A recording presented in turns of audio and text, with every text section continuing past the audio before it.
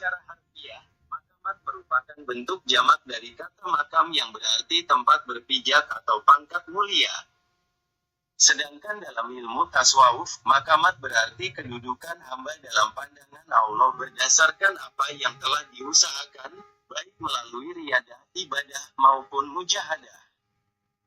Di samping itu, makamat berarti jalan panjang atau fase-fase yang harus ditempuh dalam jangka waktu tertentu. Seorang hamba tidak akan mencapai makam berikutnya sebelum menyempurnakan makam sebelumnya. Makamat secara harfiah itu makamat itu merupakan bentuk jamak dari makam. Nah, kalau secara segi bahasanya itu berarti tempat berpijak. Nah, tempat kita berpijak, ya, tempat kita berdiri ya, itu namanya makam. Contoh makam Ibrahim. Yang dimaksud makam Ibrahim, tempat berdirinya Nabi Ibrahim. Nah, bukan tempat pemakaman. Artinya harus jelas makam. Qama yaqumu, kalau dikatakan makam adalah menandakan tempat. Nah, berarti tempat berdiri, tempat berpijak. Atau artinya adalah pangkat mulia. Ini dari segi ditinjau dari segi bahasa. Sedangkan dalam ilmu tasawuf, makamat itu berarti kedudukan hamba. Ya, kedudukan hamba dalam pandangan Allah. Kedudukan hamba itu di mata Allah. Kedudukan hamba, posisi seorang hamba itu di mata Allah, ya, berdasarkan apa yang telah diusahakan. Ya, berdasarkan apa yang telah diusahakan. Baik itu melalui riyadhah atau latihan-latihan, ya, ataupun melalui ibadah-ibadah, sholat, zakat, puasa, haji, mematuhi aturan-aturan dalam Islam, ya, baik itu ibadah mahdha ataupun ibadah ghairu mahdha, ibadah yang telah ditentukan waktunya ataupun yang tidak tentukan waktunya, maupun di sini dengan mujahadah, berusaha semaksimal mungkin. Manjahadu fina lanahdiyannahum subulana. Barang siapa yang berjihad di jalan Allah fisabilillah, niscaya Allah akan memberikan petunjuk. Menjahadu fina lanahdiyannahum subulana, niscaya Allah akan memberikan jalannya. Nah, ini makamat, arti kedudukan. Makanya makamat banyak diartikan sebagai tangga. Tangga-tangga. Kalau kita tangga kan ada tangga 1, tangga 2, tangga 3 untuk menuju ke atas. Ya, artinya di sini adalah tangga-tangga menuju kepada Allah. Tetapi di tangga-tangga tersebut ada ibadah, ada riyadhah, ada mujahadah yang mesti harus dilakukan oleh seorang hamba untuk menuju kepada Allah. Nah, semakin tinggi tangganya, otomatis semakin berat amal yang harus dilakukannya. Nah, makanya perlu riyadhah yang sungguh-sungguh, ibadah yang sungguh-sungguh, atau mujahadah yang sungguh-sungguh. Ya, agar kedudukan kita itu baik itu di pandangan Allah. Ya. Di samping itu, makamat itu berarti jalan panjang atau fase-fase yang harus ditempuh dalam jangka waktu tertentu. Seseorang hamba tidak akan mencapai makam berikutnya sebelum itu menyempurnakan makam sebelumnya. Ya. Artinya di sini, ya, makam itu jelas tadi diartikan itu sebagai tangga, ya. Ini sebagai contohnya, makam yang pertama contohnya adalah taubat, ya. Seseorang itu harus tobat terlebih dahulu. Nah, tobat itu menyesali perbuatan, tidak melakukan perbuatan maksiat lagi, berjanji tidak akan melakukannya, dan benar-benar tobat dan tidak akan kembali dan merasa menyesal melakukannya. Ya, yang dimaknai dengan makam ini, setelah makam taubat ada makam zuhud. Artinya harus diselesaikan terlebih dahulu tobat ini, baru bisa melangkah ke makam selanjutnya, yaitu makam zuhud. Nah, makam zuhud ini dan makam tobat keduanya harus diselesaikan terlebih dahulu, baru nanti ke makam sabar. Begitu juga, kalau ingin naik tangga ke makam wara, selesaikan dulu makam taubat, selesaikan makam zuhud. Okay. Begitu juga, selesaikan makam sabar, selesaikan makam sebelumnya, baru bisa naik ke makam selanjutnya. Nah, itu yang dimaksud tadi. Ya. Sedangkan di samping makamat berarti itu jalan panjang. Ini kan panjang jalannya. Fase-fase yang harus ditempuh. Dalam jangka waktu tertentu, seorang hamba tidak akan mencapai makam berikutnya sebelum menyempurnakan makam sebelumnya. Ya. Makam adalah tingkatan seorang hamba di hadapan Allah, tidak lain merupakan kualitas kejiwaan. Ya. Kualitas kejiwaan yang bersifat tetap. Inilah yang membedakannya dengan keadaan spiritual hal atau yang bersifat sementara. Ada makam, ada hal. Kalau hal itu bersifat tetap, ya, sedangkan hal itu bersifat sementara. Ini contoh tingkatan-tingkatan makam. Yang namanya tingkatan makam itu urutannya makam itu berbeda-beda. Sebagian ada yang merumuskan makam-makam dengan sederhana, seperti rangkaian makam qanaah berikut ini. Ya, tanpa qanaah tawakal tidak akan tercapai, tanpa tawakal taslim tidak akan ada sebagainya. Mana tanpa taubat inabah tidak akan ada, tanpa wara, tanpa zuhud tidak akan ada. Ya, perlu diketahui antara makam dan hal itu tidak dapat dipisahkan. Keduanya dapat dilihat dalam kenyataan bahwa makam itu menjadi prasyarat itu menuju Tuhan. Hal yang telah ditemukan dalam makam akan mengantarkan seseorang untuk mendaki ke makam selanjutnya. Kalau makam taubat sudah dilaksanakan semuanya, baru bisa naik ke makam zuhud. Kalau makam zuhud telah diselesaikan semuanya, baru bisa ke makam sabar.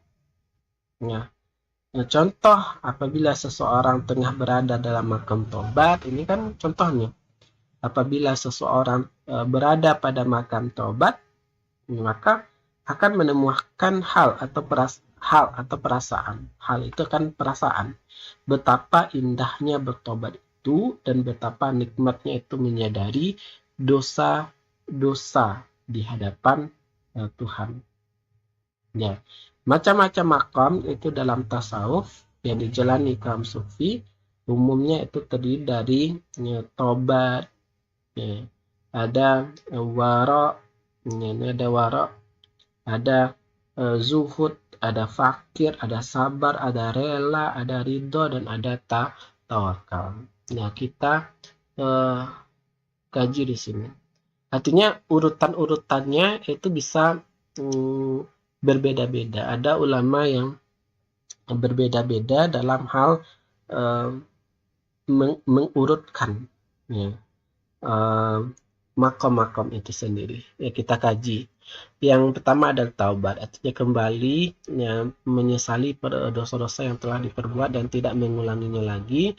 Kemudian ada zuhud, tidak tertarik terhadap sesuatu dan meninggalkannya, tidak tertarik terhadap sesuatu yang mana sesuatu tersebut dapat merusak akhiratnya, kehidupan akhirat. Artinya zuhud di sini lebih mengutamakan kehidupan akhirat itu daripada kehidupan dunia. Kemudian ada sabar, suatu keadaan jiwa yang kokoh, stabil, dan konsekuen itu dalam pendirian.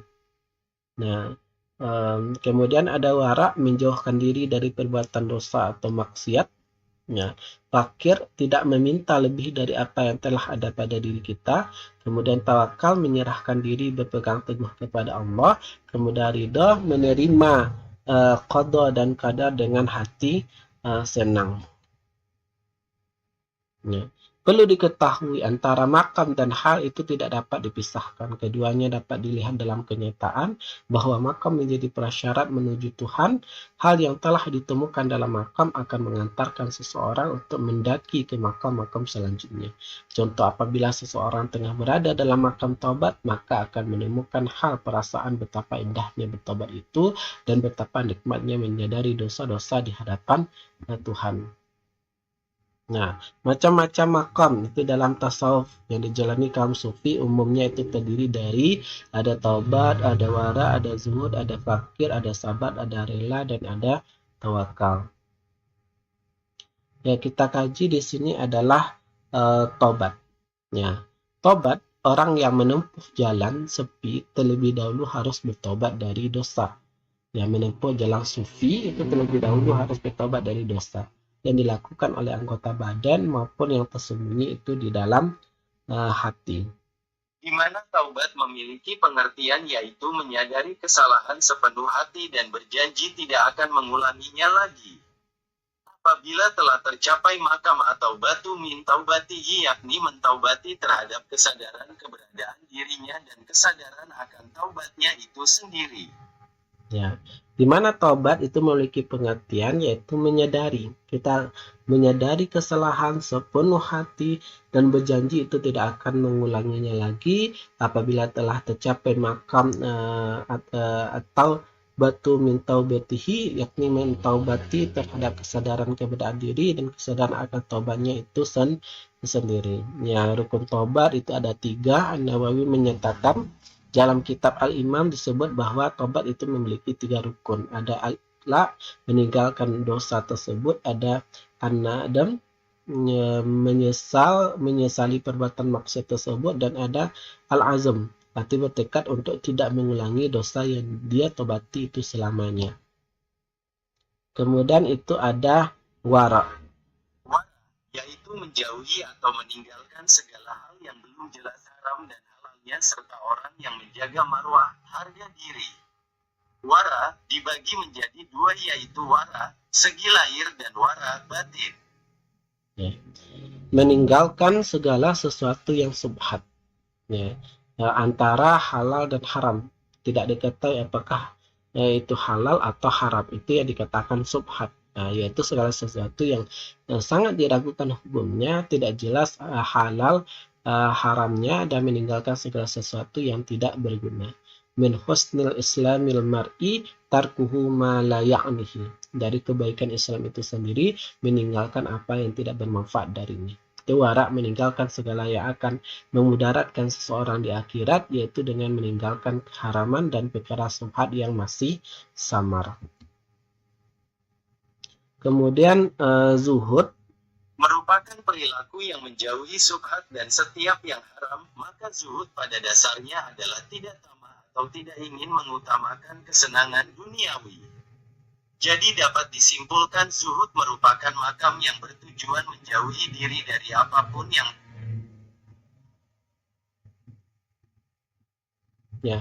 yang namanya zuhud mengosongkan hati dari cinta terhadap dunia dan menjalankan hidup untuk beribadah kepada Allah Subhanahu wa taala dan memusatkan hati kepada ciptaan. Zuhud meninggalkan perkara-perkara yang tidak mendatangkan manfaat kelak itu di negeri akhirat. Zuhudlah pada dunia, Allah akan mencintaimu. Zuhudlah pada apa yang ada di sisi manusia, manusia pun akan mencintaimu. Hadis riwayat Ibnu Majah.